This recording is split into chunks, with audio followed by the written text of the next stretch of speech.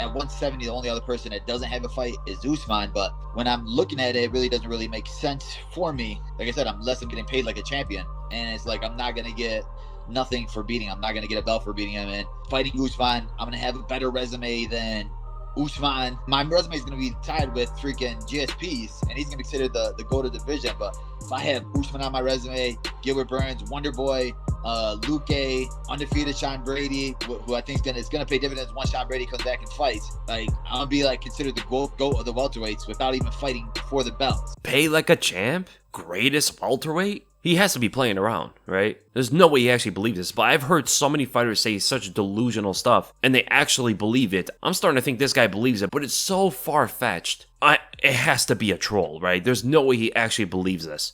And just when people start to like Belal Muhammad, right, people are starting to feel sympathy for him because it seems like he gets a little too much hate. I mean, he is a very good fighter. Why? Why would he say this? Unless he's trying to hype up his next fight, whatever fight that is, because he's pretty much saying that he's not going to fight Kamaru Usman. He'll only fight Kamaru Usman if he gets paid like a champion. We know the UFC is not going to pay him like a champion. Even if he fights for the belt, he's not going to get paid like a champion. He's only going to get paid like a champion when he becomes a champion, or if he's a mega superstar. And the fact that they went with Colby Covington before Belal Muhammad to fight Leon Edwards already shows you that they know the numbers. Colby brings more numbers than Belal Muhammad. Even Colby doesn't get paid like a champion.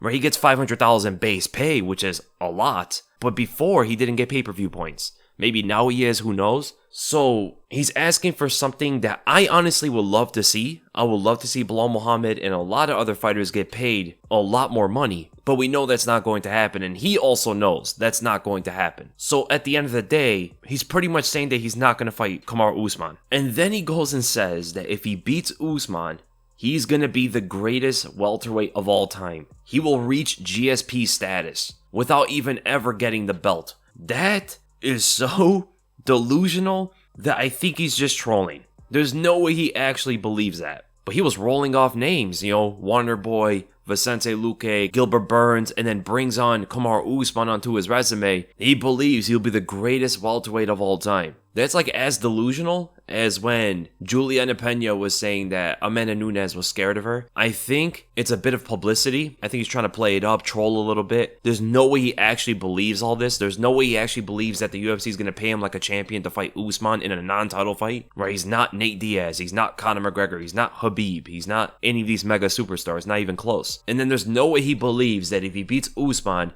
he's the greatest welterweight ever. At the end of the day, Belal Muhammad merits a title shot. He has more top 10 wins than anybody else that's not coming off a loss, and I think that also includes Leon Edwards too.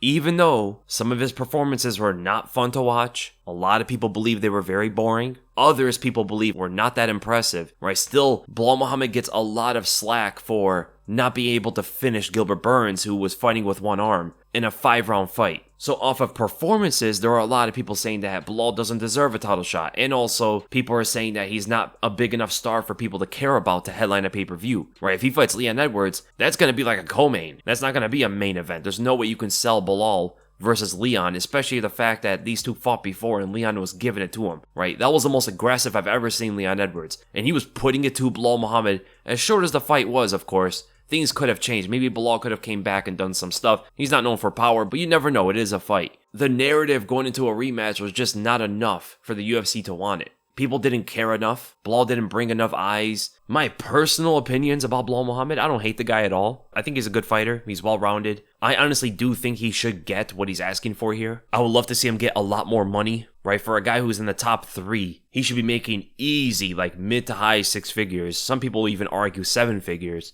But in reality, this is just delusion, right?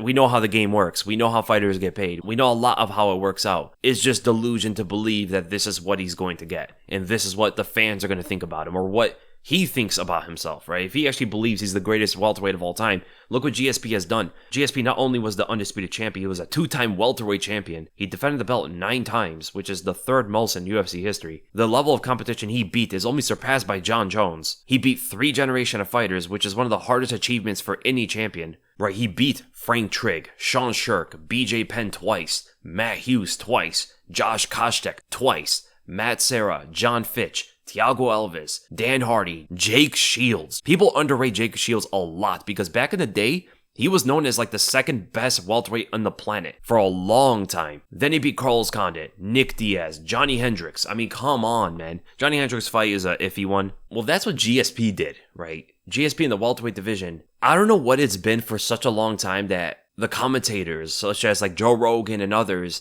a lot of fans and stuff, want to always knock GSP down as the greatest welterweight of all time. Remember when everybody was trying to say Tyron Woodley was the greatest, and then Kamaru Usman was the greatest. GSP set the bar so high. I don't think there's a welterweight ever that's going to reach it. And don't get me wrong, Belal's on a good streak right now, man. Even though there is an asterisk to it, or a lot of people don't look at it as an impressive win. He beat Gilbert Burns, fine. He beat Sean Brady, which is probably his best performance in his entire career. And maybe Sean Brady does better things moving forward, which will pay dividends, as Belal Muhammad was saying. He beat Vicente Luque. Vicente's okay, right? He's not like a top guy. When he fought Belal, Vicente was looked at as one of the better welterweights, but that didn't age too well. He beat Wonderboy, right? That is probably his best win in terms of like who he beat and how he did it. He beat Damian Maia, who was kind of old. Still a decent win, a ranked fighter. His last 5 wins were all ranked fighters. And technically speaking, because the Leon Edwards fight was a no contest, which was before Damian Maia, Belal Muhammad is technically on a 10-fight unbeaten streak. So like, he's doing something right. He has a streak going on. He's making so many people not like him, not want to watch him and all that stuff because of the stuff that he says and the way that he fights.